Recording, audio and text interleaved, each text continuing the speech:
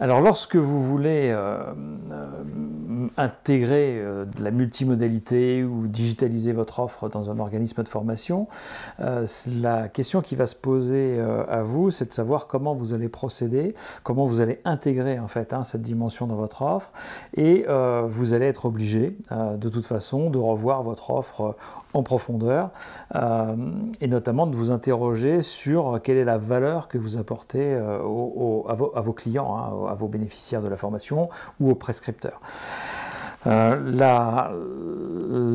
pouvez pas faire l'économie en réalité de cette analyse-là parce que intégrer de la multimodalité, intégrer de la digitalisation, ça nécessite de modifier en profondeur tous les processus de votre entreprise, de votre organisme, parce que vous allez avoir des impacts à la fois sur le domaine organisationnel au travers des types de produits que vous allez finalement développer et comment vous allez les produire. Vous allez avoir des problèmes à résoudre aussi nouveaux en matière de compétences de vos équipes, peut-être aussi en matière de contrat de travail, de flexibilité des horaires de travail si vous faites par exemple du tutorat à distance.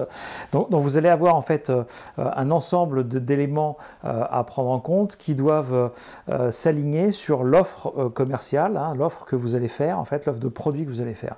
Et donc ça nécessite finalement de revoir un peu votre business model, pas au sens forcément uniquement économique du terme, mais au sens de la proposition de valeur que vous faites, des moyens que vous mettez pour être capable de tenir la promesse que vous faites à vos clients, et puis forcément ça va se traduire par une dimension économique. Alors, on voit bien que bon, il y a une évolution profonde en fait à mener. Tout ça c'est facile à dire. La question c'est de savoir comment on fait. En fait. Et c'est là que ça se complique forcément, parce que si j'essaie d'embrasser tous ces problèmes d'un coup comme ça en partant de la feuille blanche, ça va être extrêmement compliqué et que donc il faut une méthode en fait pour avancer. Il faut vraiment un processus, une méthode qui va permettre d'embrasser cette complexité, d'arriver à une offre qu'on est capable de produire, qu'on est capable de défendre.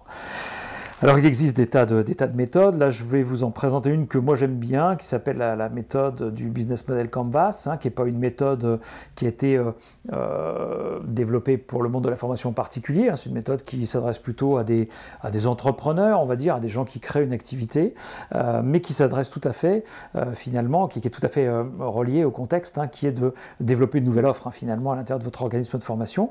Ce business model, en fait, il peut s'appliquer à tout votre organisme de formation, évidemment, mais il peut s'appliquer aussi à un projet en particulier. C'est exactement la même démarche, c'est juste le périmètre qui va pas être le même. Alors, cette méthode, elle repose sur une matrice qu'on appelle un canvas, donc le Business Model Canvas, qui est composé de 9 cases, de 9 grandes zones qui vont permettre d'analyser le problème et de déterminer ce que l'on veut faire en fait et ce que l'on va faire. Donc on va commencer par la colonne centrale en fait, qui est vraiment au milieu de cette matrice, qui est la proposition de valeur, c'est-à-dire qu'est-ce que vous allez proposer à vos clients, à vos apprenants, aux prescripteurs comme élément qui leur apporte en fait un véritable service. Par exemple, vous pouvez avoir une offre spécifique en termes de modalités. Vous pouvez avoir des experts spécifiques que les autres n'ont pas. Vous pouvez avoir une approche, par exemple, tarifaire, très agressive, très intéressante et pas chère par rapport à un public que vous visez, qui est un public où vous voulez faire beaucoup de volume, par exemple. Vous pouvez avoir une dimension innovante dans vos formations. Vous pouvez avoir un niveau de service qui conduise les gens jusqu'à, je sais pas quoi, trouver un emploi, par exemple, etc. Donc l'idée, c'est de dire, qu'est-ce que vous promettez finalement, c'est vraiment ça, qu'est-ce que vous promettez que les autres ne promettent pas à vos bénéficiaires. À droite de cette colonne, vous allez avoir tout ce qui concourt à décliner votre offre. En fait, jusqu'à vos clients à gauche, vous allez avoir tous les moyens que vous mettez en œuvre pour être capable de réaliser cette promesse. Alors, en général, une fois qu'on a listé dans cette colonne les différents éléments clés de notre proposition de valeur, on va ensuite se tourner plutôt vers la droite de la matrice, complètement à droite, et aller voir les segments de clients. À qui je m'adresse? Qui sont mes cibles? Est-ce que qu'il s'agit de prescripteurs? Est-ce qu'il s'agit directement de l'apprenant? Alors souvent on a un petit peu les deux. Hein. On a à la fois dans des organisations, des entreprises, peut-être des gens qui vont inscrire leurs collaborateurs, et puis on a, et notamment ça se développe beaucoup avec le CPF notamment, des gens qui vont être en mesure d'acheter directement la formation, de s'inscrire directement eux-mêmes. Donc là, vous devez identifier toutes les caractéristiques, hein, toutes les différentes cibles que vous visez. Ensuite, vous allez devoir, entre cette colonne complètement à droite et la proposition de valeur, essayer de caractériser deux éléments qui caractérisent la relation que vous allez avoir avec votre cible. Alors, la première colonne tout en haut, hein, la première case tout en haut, c'est la relation client. Quel type de relation vous voulez avoir avec vos clients? Est-ce qu'il s'agit d'une relation qui est uniquement pendant la séance de formation, pendant qu'ils sont inscrits, ou est-ce que vous avez, je sais pas, une communauté par exemple qui parle des sujets qui sont vos sujets de prédilection en matière de formation? Est-ce que vous voulez avoir un ensemble de services par exemple, hein, une veille, des news que vous allez entretenir avec les gens qui sont passés dans vos formations, par exemple, pour les fidéliser, pour leur donner envie d'acquérir d'autres compétences que vous êtes capable de leur apporter dans votre organisme de formation. Donc tout ce qui va concourir finalement à la manière dont vous allez entretenir cette relation. Ça peut être aussi la participation à des clubs d'entreprise, enfin voilà, donc à un réseau, etc. Ensuite, vous avez la case d'en dessous, c'est le canal. Le canal, c'est comment vous allez toucher les gens en fait pour distribuer, pour délivrer en fait votre formation. Donc ce canal, ça peut être un lieu, par exemple, hein, où vous allez faire les formations. Ça peut être aussi une plateforme e-learning si vous dispensez de la formation à distance. Ça peut être des outils de classe virtuelle, ça peut être différentes choses. La question, c'est de savoir comment vous allez livrer en fait le service, l'ensemble de services que vous proposez à vos clients. Donc ça nous permet de caractériser finalement l'offre en fait, hein, au sens commercial, au sens marketing du terme. De l'autre côté, pour produire cette valeur, vous allez avoir besoin d'éléments. Alors vous allez avoir besoin évidemment de définir quelles sont les activités clés. Si par exemple vous êtes dans une logique de relation à long terme avec vos formés, et que vous avez une communauté, par exemple, de clients que vous animez avec des news ou des informations ou des éléments ou des petits modules de formation complémentaires après qu'ils aient suivi la formation, il vous faudra animer une communauté, ça deviendra une activité clé. Être capable de produire évidemment des contenus, par exemple, si vous avez une stratégie de volume avec des contenus propriétaires, hein, que vous voulez diffuser, qui sont exclusifs, vous aurez une activité de production de contenu qui fait partie de vos activités clés. L'idée, c'est vraiment de lister tout ça. Ensuite, vous allez avoir besoin de ressources, évidemment, pour produire ça. Donc, vos ressources, ça va être évidemment l'infrastructure, hein, tout ce qui est bâtiment, si vous en avez besoin d'un lieu parce que vous faites du présentiel. Vous allez avoir aussi peut-être des outils techniques, hein, des plateformes, de classes virtuelles, des choses comme ça. Mais vous pouvez avoir aussi dans les ressources, évidemment, des personnes clés, hein, parce qu'il n'y a pas que du matériel, il y a évidemment beaucoup d'humains. On fait de la formation, donc en général, on a des postes clés. Hein, des gens qui occupent des fonctions clés dans la construction de votre offre. Et puis forcément, vous allez avoir une dernière colonne complètement à gauche qui concerne les partenaires. Et là, les partenaires, ce sont tous les gens qui concourent à produire l'offre que vous allez proposer. Par exemple, si vous proposez des formations qui s'appuient sur des ressources multimédia que vous achetez sur étagère chez un fournisseur, eh bien, ce fournisseur va devenir évidemment un partenaire clé puisque ce que lui produit, en fait partie de votre offre. Hein, d'accord ?